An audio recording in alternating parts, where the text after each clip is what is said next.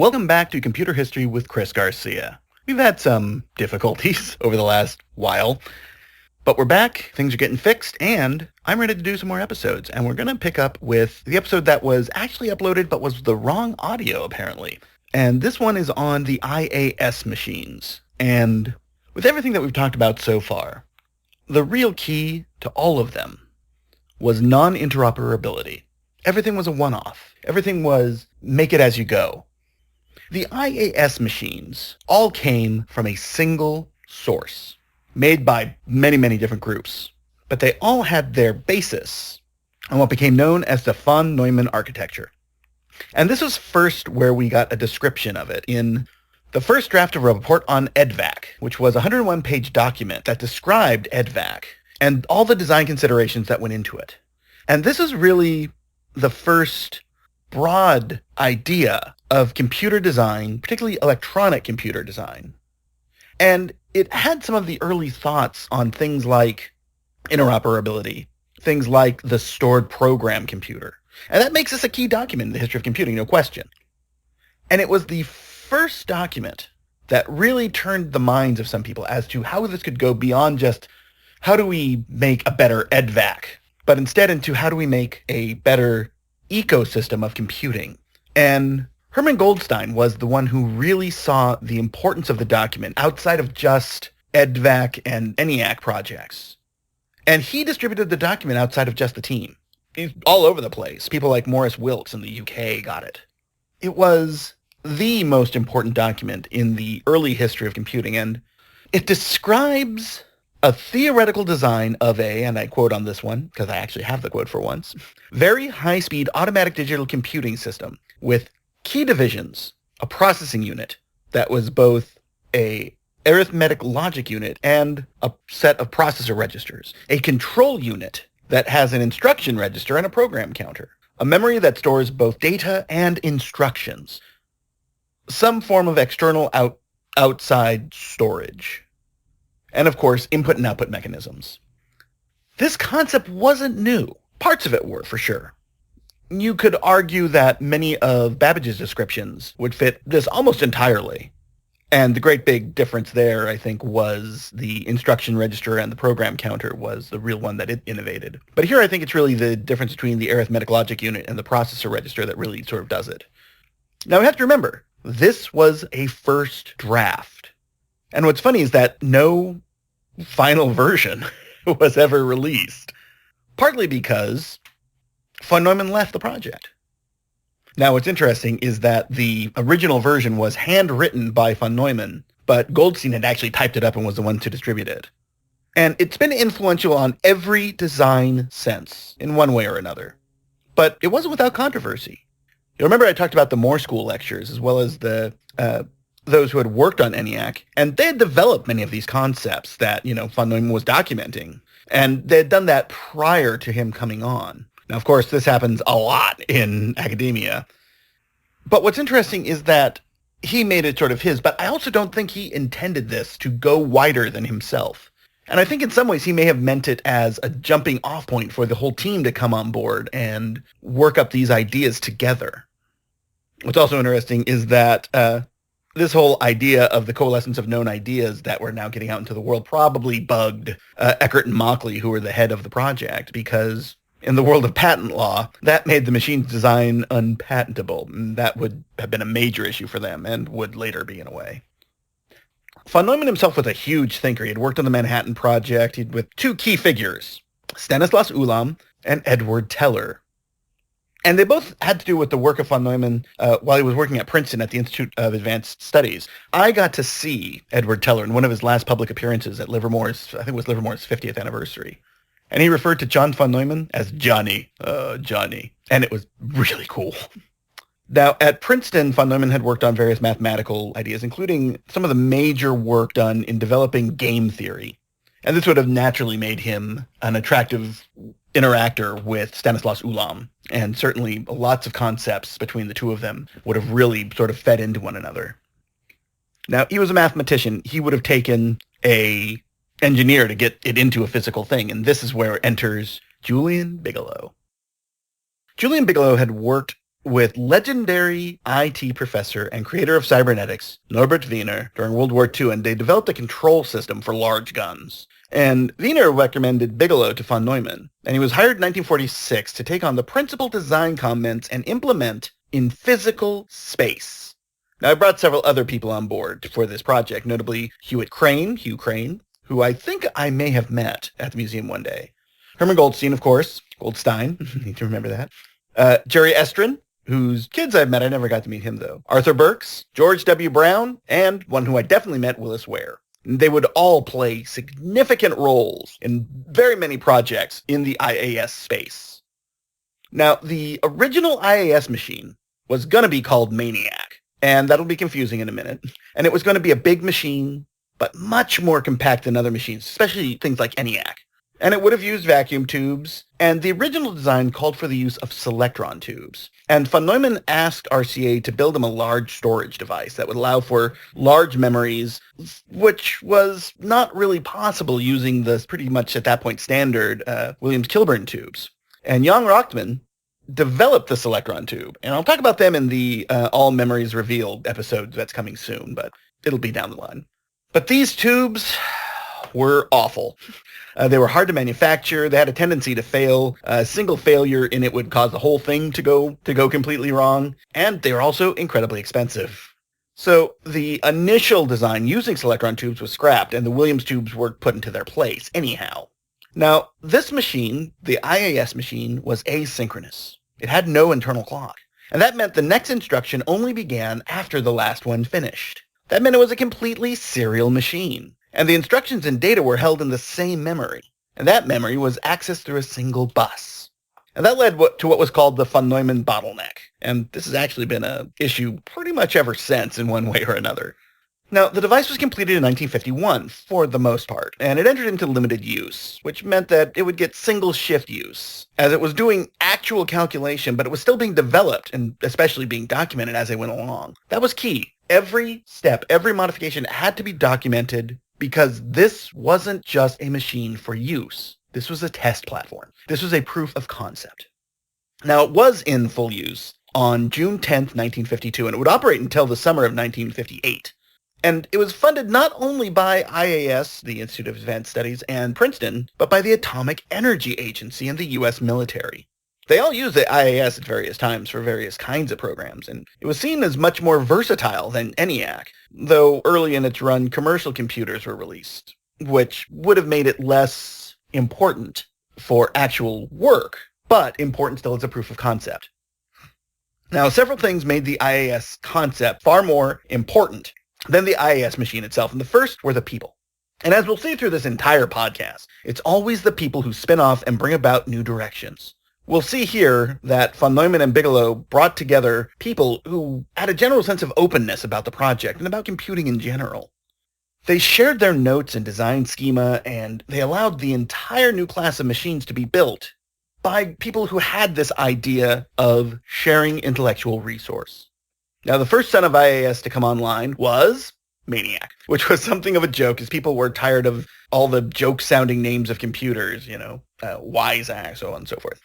But it was actually fully operational before IAS was on duty, although it was after the soft opening that the IAS machine had. Now, Maniac was built at Los Alamos National Labs, where von Neumann had done some important work with the likes of Ulam and Nick Metropolis in particular, on what would become the Monte Carlo method. Now, Metropolis led the development of Maniac, and it was operational in March 1952. Now, Maniac did all the work you would expect of one of the fastest computers in the world that just happened to be held in a nuclear science facility. And one of the big users was Edward Teller.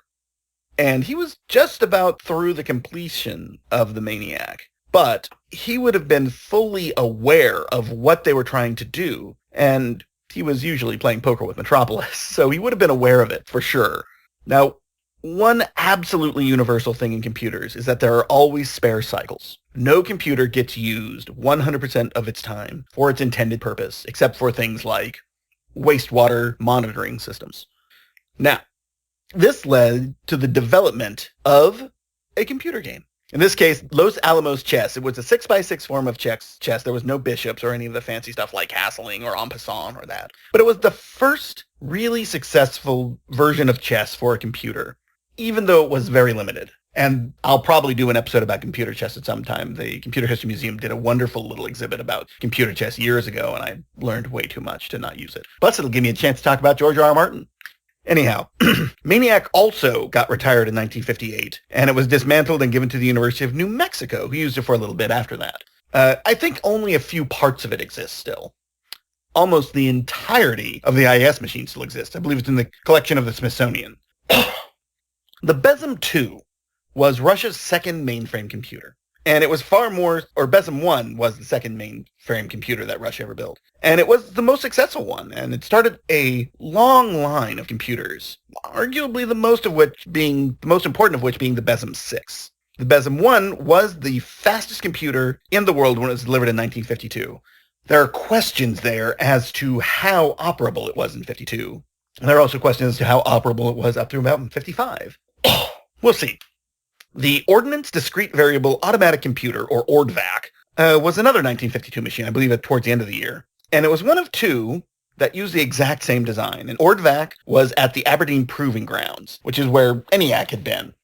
Now, it was used, just like ENIAC, to develop firing tables and other ballistics research. I believe it was also used for some of the important nuclear research at that point.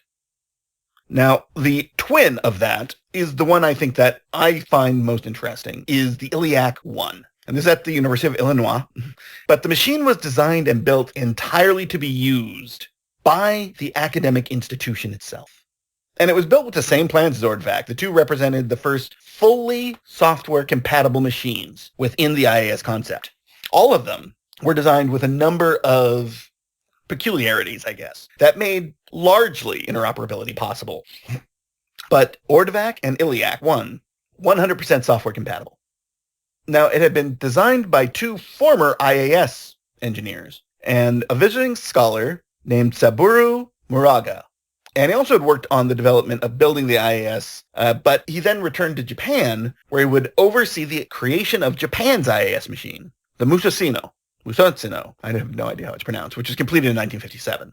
ILIAC did a lot of important work, including calculating Sputnik's orbit. We needed to know that because we were trying to figure out what they were going to be able to do to us if they could, say, drop bombs from orbit, as famously LBJ had said. The Plato system, which was a multi-user educational computing concept, was launched on ENIAC, though initially only as a single-user system. As ENIACs progressed, and then later proliferated to other computer systems, Plato would become much more important, almost so much so that I might do an entire episode on it alone. Now, I would argue the most important, long-lasting use of ILIAC-1 was at the Experimental Music Studio at Illinois, which used the ILIAC-1 for years and years, and it originally was used by Lagerine Hiller, Larry, and Leonard Isaacson to create the ILIAC suite. And some will argue this is the first serious use of a computer to create a work of music that wasn't just something, to pass the time. It was the first of four very important computers that I'll be talking about, one more of them in fairly amount of detail, but two others will be mentioned. And of course, we had, at roughly the same time, maybe slightly later, I believe it was delivered in 1953, was Oracle at Oak Ridge. And it also used Williams tubes, but with those limitations even in place, it had the largest storage in the world at delivery. And of course, since it was at Oak Ridge, it was doing heavy atomic reaction and nuclear science applications, particularly up through about 1953. And they also realized if we have all this power, we can also use it for lower level things like logistics.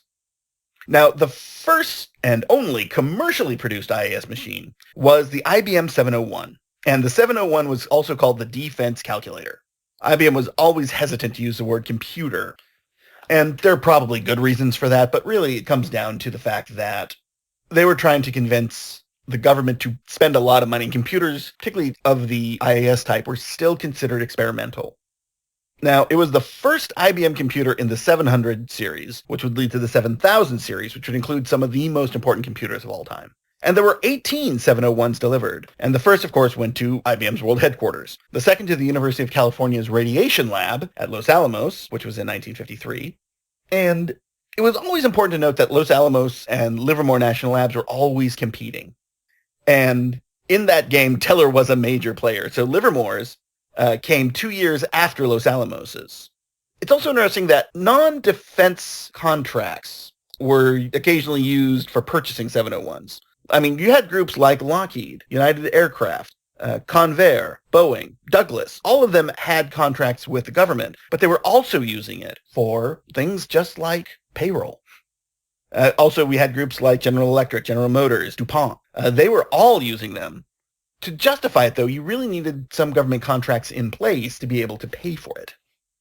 And at this point, we start to see international versions of the IAS come online. You had BESK in Sweden, which was the first of them, and it handled everything from weather data to aircraft design. You had DASK in Denmark, the first significant computer in Denmark, which was largely based on BESK.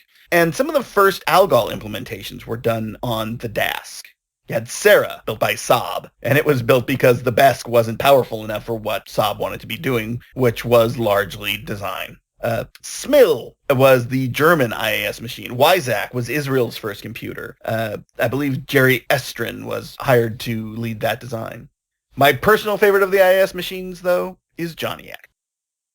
Joniac was built by the Rand Corporation in Santa Monica, California, and it was hugely important. Now, people will point out that the Cyclone at the University of Illinois was based off of the Joniac, which is very true, but it was really the systems that were brought online, both software and networking systems, that made Joniac so important. And you had JOS, the Joniac Open Shop System, which was a simplified programming language that was meant to be used in a round-robin multi-user time-sharing way. You'd get a slice of time to access the computer. You had things like the RAND tablet, which was an early form of digitizing tablet. Now, Joniac's design was led by George Brown of IAS and included Willis Ware. Now, after the computer was decommissioned in 1966, I'm fairly certain it was the last of the IAS machines operating regularly. It was donated to a museum in Los Angeles, and one day, Willis Ware saw the computer was out behind the museum. At that point, he contacted Gwen Bell over at the Computer Museum in Boston and arranged to have it delivered. And then it came over to California when it became the Computer History Museum, and that's where it is to this very day. Now, the teams that built the original IAS machine were indirectly and directly responsible for many, many of the follow-ons. And oddly, many of them came to other companies to bring their concepts with them. One of the folks who I'm really fascinated by is Hugh Crane, and he went to Stanford Research Institute, SRI, and he experimented with magnetic computation, which sadly hasn't really gone as far as it really could have, but it was a really interesting take. Every computer that's followed on has been influenced by the von Neumann architecture. And the series of computers saw much experimentation, changes in everything. For example, Joniac used Selectron tubes. It actually managed to use them, but they were great. So eventually, they transitioned onto core memory. That's probably part of why it could last for 13 years. So many of the concepts that you could take from successes of the IAS machines led to a blossoming within the world of computing itself.